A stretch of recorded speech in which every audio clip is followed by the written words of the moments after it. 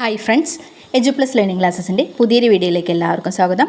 LPUP എക്സാമുമായി ബന്ധപ്പെട്ടുകൊണ്ടുള്ള മൂന്നാമത്തെ revision ക്ലാസ്സാണ്. ഇന്ന് നമ്മൾ പെഡഗോഗിയുടെ ഭാഗത്തെയും സൈക്കോളജിയുടെ ഭാഗത്തെയും ചോദ്യങ്ങളാണ് നോക്കുന്നത്. നമുക്ക് നോക്കാം. മൈക്രോ ടീച്ചിങ് കൊണ്ടുവന്നത് DW അലനാണ്. മൈക്രോ ടീച്ചിങ് കൊണ്ടുവന്ന വ്യക്തി DW അലനാണ്. മൈക്രോ ടീച്ചിങ് അല്ലെങ്കിൽ സൂക്ഷ്മ ബോധനത്തിൽ 5 മുതൽ 10 വരെ കുട്ടികളെ 5 to 10 മിനിറ്റാണ് പഠിപ്പിക്കുന്നത്. ഒരു സ്കില്ല് വളർത്തിയെടുക്കാൻ വേണ്ടിയിട്ടാണ് മൈക്രോ ടീച്ചിങ് നടത്തുന്നത്. ഇതിൻ്റെ പ്രത്യേകത പെട്ടെന്ന് തന്നെ പ്രതിപുഷ്ടി അല്ലെങ്കിൽ ഫീഡ്ബാക്കും റീഫീഡ്ബാക്കും ലഭിക്കും. ക്രിയാ ഗവേഷണം അല്ലെങ്കിൽ ആക്ഷൻ റിസർച്ച് കൊണ്ടുവന്നത് സ്റ്റീഫൻ എം കോറിയാണ്. ക്രിയാ ഗവേഷണത്തിൻ്റെ ഉപജ്ഞാതാവ് സ്റ്റീഫൻ എം കോറിയാണ്. എന്നാൽ ക്രിയാ ഗവേഷണം എന്ന വാക്ക് ആദ്യമായി ഉപയോഗിച്ചത് കർട്ട് ലെവിനാണ്. ക്രിയാ ഗവേഷണം കൊണ്ടുവന്നത് സ്റ്റീഫൻ എം കോറിയാണ്. ക്രിയാ ഗവേഷണം എന്ന വാക്ക് ആദ്യമായി ഉപയോഗിച്ചത് കർട്ട് ലെവിനാണ്. Action research to improve school practices എന്ന പുസ്തകം എഴുതിയത് സ്റ്റീഫൻ എം കോറിയാണ്. Action research to improve school practices. Action research to improve school practices എന്ന പുസ്തകം എഴുതിയത് സ്റ്റീഫൻ എം കോറിയാണ്.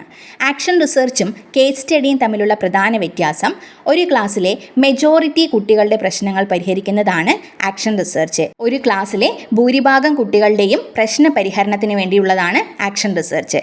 എന്നാൽ കേസ് സ്റ്റഡി എന്ന് പറയുന്നത് ഒരു കുട്ടിയുടെ പ്രശ്ന പരിഹരണത്തിന് വേണ്ടിയുള്ളതാണ്. ഒരു കുട്ടിയുടെ പ്രശ്നം പരിഹരിക്കാൻ വേണ്ടിയുള്ളതാണ് കേസ് സ്റ്റഡി. ബ്രെയിൻ സ്റ്റോമിംഗ് കൊണ്ടുവന്നത് ഓസ്ബോൺ ആണ്. ബ്രെയിൻ സ്റ്റോമിംഗ് കൊണ്ടുവന്ന വ്യക്തി ഓസ്ബോൺ ആണ്.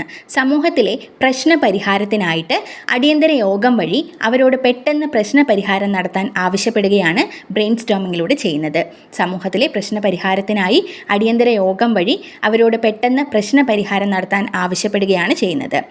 മിസ് ഹെലൻ പാർക്ക് ഹേഴ്സ്റ്റൺ ആണ് ഡാൾട്ടൺ പദ്ധതി അല്ലെങ്കിൽ ലബോറട്ടറി മെത്തേഡ് കൊണ്ടുവന്നിട്ടുള്ളത്. ഡാൾട്ടൺ പദ്ധതി കൊണ്ടുവന്ന വ്യക്തിയാണ് Miss Helen Parkhurst. Miss Helen Parkhurst. കിൻഡർ ഗാർഡൻ്റെ ഉപജ്ഞാതാവ് ഫ്രോബൽ ആണ്. കിൻഡർ ഗാർഡൻ പദ്ധതി കൊണ്ടുവന്നത് ഫ്രോബൽ ആണ്. കഥാകഥന രീതിയുടെ ഉപജ്ഞാതാവ് പ്ലേറ്റോയാണ്. കഥാകഥന രീതിയുടെ ഉപജ്ഞാതാവ് പ്ലേറ്റോ. കളി രീതിയുടെ ഉപജ്ഞാതാവ് ഹെൻറി കാൾഡ്വെൽ കുക്കാണ്. ഹെൻറി കാൾഡ്വെൽ കുക്കാണ് കളി രീതിയുടെ ഉപജ്ഞാതാവ്.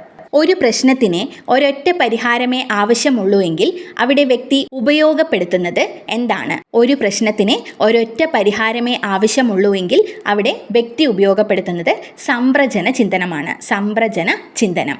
ഒരു പ്രശ്നത്തിന് ഒന്നിലധികം പരിഹാരമുള്ളത് വിവ്രജന ചിന്തനമാണ്. ഒരു പ്രശ്നത്തിന് ഒരൊറ്റ പരിഹാരമേ ആവശ്യമുള്ളൂ എങ്കിൽ അവിടെ ഉപയോഗപ്പെടുത്തുന്നത് സംവ്രജന ചിന്തനവും, ഒരു പ്രശ്നത്തിന് ഒന്നിലധികം പരിഹാരമുള്ളതാണ് വിവ്രജന ചിന്തനം. കുറേ വസ്തുതകൾ പരിശോധിച്ച് ഒരു തത്വത്തിൽ എത്തുന്നതിനെയാണ് ആഗമന ചിന്തനമെന്ന് പറയുന്നത്. കുറേ വസ്തുതകൾ പരിശോധിച്ച് ഒരു തത്വത്തിൽ എത്തുന്നതിനെ ആഗമന ചിന്തനമെന്ന് പറയുന്നു.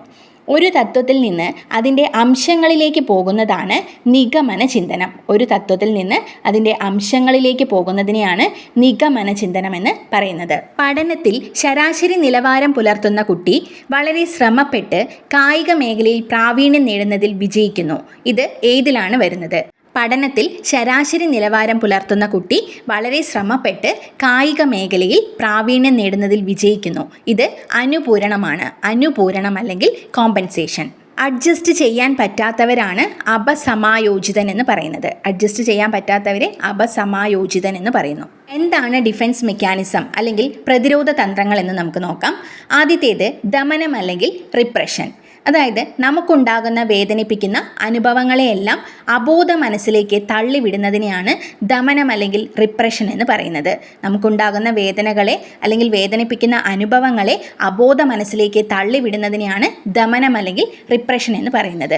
ഇത് ബോധപൂർവമാണ് നമ്മൾ ചെയ്യുന്നതെങ്കിൽ അതിനെ സപ്രഷൻ എന്ന് പറയുന്നു. ഈ വേദനിപ്പിക്കുന്ന അനുഭവങ്ങളെ അബോധ മനസ്സിലേക്ക് ബോധപൂർവം തള്ളിവിടുകയാണെങ്കിൽ അതിനെയാണ് സപ്രഷൻ എന്ന് പറയുന്നത്.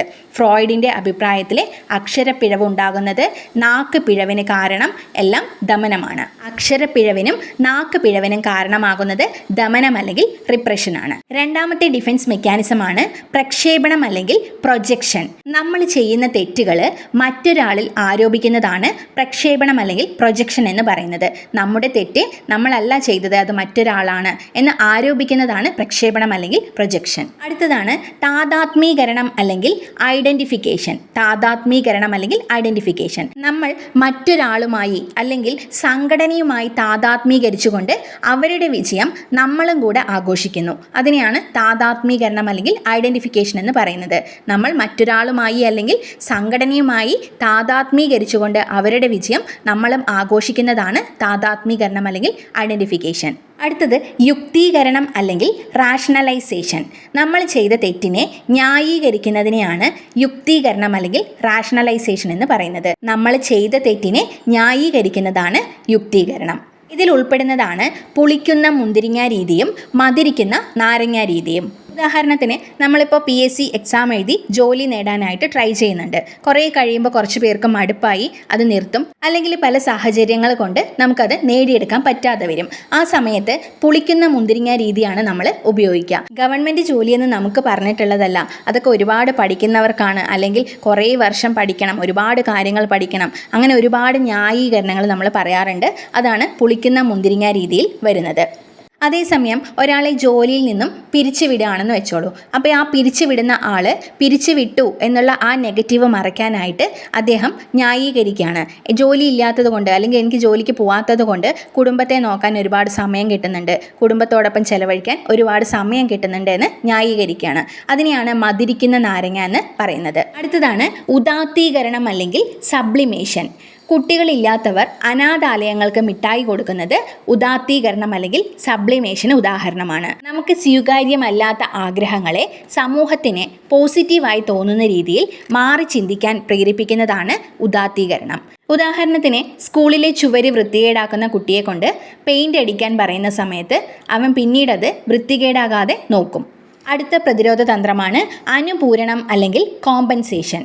ഒരു മേഖലയിൽ വിജയിക്കാൻ കഴിയാതെ പോയി മറ്റൊരു മേഖലയിൽ കഴിവ് പ്രകടമാക്കുന്നതിനെയാണ് അനുപൂരണം അല്ലെങ്കിൽ കോമ്പൻസേഷൻ എന്ന് പറയുന്നത്. ഉദാഹരണത്തിന് ക്ലാസ്സിൽ പഠനത്തിൽ പിന്നോട്ട് നിൽക്കുന്ന കുട്ടി സ്പോർട്സിലോ കലാപരമായോ അവർക്ക് ഒരുപാട് കഴിവുകളും ഒരുപാട് നേട്ടങ്ങളും സ്വന്തമാക്കാൻ സാധിക്കുന്നു.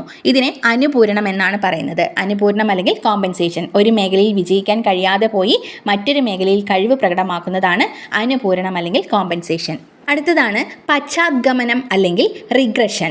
വികസനത്തിൻ്റെ മുൻഘട്ടങ്ങളിലേക്ക് പോകുന്നതിനെയാണ് പശ്ചാത്ഗമനം അല്ലെങ്കിൽ റിഗ്രഷൻ എന്ന് പറയുന്നത്. വികസനത്തിൻ്റെ മുൻഘട്ടങ്ങളിലേക്ക് പോകുന്നതാണ് പശ്ചാത്ഗമനം അല്ലെങ്കിൽ റിഗ്രഷൻ. അവസാനത്തേതാണ് ആക്രമണം അല്ലെങ്കിൽ അഗ്രഷൻ. അതെല്ലാവർക്കും അറിയാം.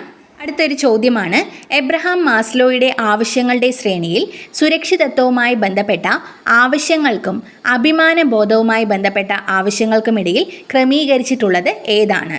എബ്രഹാം മാസ്ലോയുടെ ആവശ്യങ്ങളുടെ ശ്രേണിയിൽ സുരക്ഷിതത്വവുമായി ബന്ധപ്പെട്ട ആവശ്യങ്ങൾക്കും അഭിമാനബോധവുമായി ബന്ധപ്പെട്ട ആവശ്യങ്ങൾക്കുമിടയിൽ ക്രമീകരിച്ചിട്ടുള്ളത് ഏതാണ്? നമുക്ക് ആവശ്യങ്ങളുടെ ശ്രേണി ഒന്ന് പഠിച്ചെടുക്കാം. അപ്പം നിങ്ങൾക്ക് തനിയെ ഇത് ഉത്തരം കണ്ടെത്താനായിട്ട് സാധിക്കും.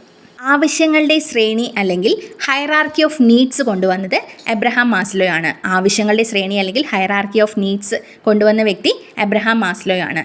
അദ്ദേഹത്തിൻ്റെ ആവശ്യങ്ങളുടെ ശ്രേണിയിൽ ആദ്യം വരുന്നത് ഏറ്റവും താഴെ ശാരീരിക ആവശ്യങ്ങളാണ്. രണ്ടാമത്തേത് സുരക്ഷിതത്വമാണ്. ഒന്ന് ശാരീരിക ആവശ്യങ്ങൾ, രണ്ട് സുരക്ഷിതത്വം. മൂന്നാമത്തേത് സ്നേഹവും ബന്ധവും. നാലാമത്തേത് ആദരം അഭിമാനം. അഞ്ചാമത്തേതാണ് ആത്മയാഥാർത്ഥ്യവൽക്കരണം. ഏറ്റവും ഉയർന്നത് ആത്മയാഥാർത്ഥ്യവൽക്കരണമാണ്. അപ്പോൾ ഇവിടെ നിങ്ങൾക്ക് ഉത്തരം കിട്ടിയെന്ന് കരുതുന്നു. സുരക്ഷിതത്വവുമായി ബന്ധപ്പെട്ട ആവശ്യങ്ങൾക്കും അഭിമാനബോധവുമായി ബന്ധപ്പെട്ട ആവശ്യങ്ങൾക്കും ഇടയിൽ ക്രമീകരിച്ചിട്ടുള്ളത് ഏതാണ്? സ്നേഹം, ബന്ധം എന്നിവയാണ്. ഏറ്റവും താഴെ വരുന്നത് ശാരീരിക ആവശ്യമാണ്. രണ്ടാമത്തേത് സുരക്ഷിതത്വം, മൂന്നാമത്തേത് സ്നേഹം, ബന്ധം, നാലാമത്തേത് ആദരം, അഭിമാനം, അഞ്ചാമത്തേത് അല്ലെങ്കിൽ ഏറ്റവും ഉന്നതമായതാണ് ആത്മയാഥാർത്ഥ്യവൽക്കരണം. അടുത്ത ചോദ്യമാണ്, പഠനത്തിൻ്റെ ക്രമീകരണ ശ്രേണി കൊണ്ടുവന്നത് ആരാണ്? പഠനത്തിൻ്റെ ക്രമീകരണ ശ്രേണി കൊണ്ടുവന്നത് ഗാഗ്നെയാണ്. പഠനത്തിൻ്റെ ക്രമീകരണ ശ്രേണി കൊണ്ടുവന്ന വ്യക്തിയാണ് ഗാഗ്നെ. മൾട്ടിപ്പിൾ ഇൻ്റലിജൻസ് അല്ലെങ്കിൽ ബഹുമുഖ ബുദ്ധിയുടെ ഉപജ്ഞാതാവ് ഗാർട്ട്നറാണ്. ഹൊവാർഡ് ഗാർട്ട്നറാണ് മൾട്ടിപ്പിൾ ഇൻ്റലിജൻസ് അല്ലെങ്കിൽ ബഹുമുഖ ബുദ്ധിയുടെ ഉപജ്ഞാതാവ്. നിരീക്ഷണ പഠനം അല്ലെങ്കിൽ സാമൂഹിക പഠനത്തിൻ്റെ ഉപജ്ഞാതാവ് ആൽബർട്ട് ബന്ദൂരയാണ്. നിരീക്ഷണ പഠനം അല്ലെങ്കിൽ സാമൂഹിക പഠനം കൊണ്ടുവന്നത് ആൽബർട്ട് ബന്ദൂര. അന്തർദൃഷ്ടി പഠന സിദ്ധാന്തം കൊണ്ടുവന്നത് കോഹ്ലറാണ്. അന്തർദൃഷ്ടി പഠന സിദ്ധാന്തത്തിൻ്റെ ഉപജ്ഞാതാവാണ് കോഹ്ലർ. സുൽത്താൻ എന്ന ചിമ്പാൻസിയിലാണ് അദ്ദേഹം പരീക്ഷണം നടത്തിയത്. കണ്ടെത്തൽ പഠനം കൊണ്ടുവന്ന വ്യക്തിയാണ് ബ്രൂണർ. കണ്ടെത്തൽ പഠനത്തിൻ്റെ ഉപജ്ഞാതാവാണ് ബ്രൂണർ. സ്വീകരണ പഠനം കൊണ്ടുവന്നത് അസുബലാണ്. സ്വീകരണ പഠനം അസുബലാണ് കൊണ്ടുവന്നിട്ടുള്ളത്. സാമൂഹിക പഠനത്തിൻ്റെ ഉപജ്ഞാതാവ് ബന്ദൂരയാണ്. സാമൂഹിക പഠനം ബന്ദൂര. സാമൂഹിക ജ്ഞാന നിർമ്മിതിവാദത്തിൻ്റെ ഉപജ്ഞാതാവ് വൈഗോട്സ്കിയാണ്. സാമൂഹിക പഠനം ബന്ദൂരയും സാമൂഹിക ജ്ഞാന നിർമ്മിതിവാദം അല്ലെങ്കിൽ സോഷ്യൽ കൺസ്ട്രക്റ്റിവിസത്തിൻ്റെ ഉപജ്ഞാതാവ് വൈഗോട്സ്കിയാണ്.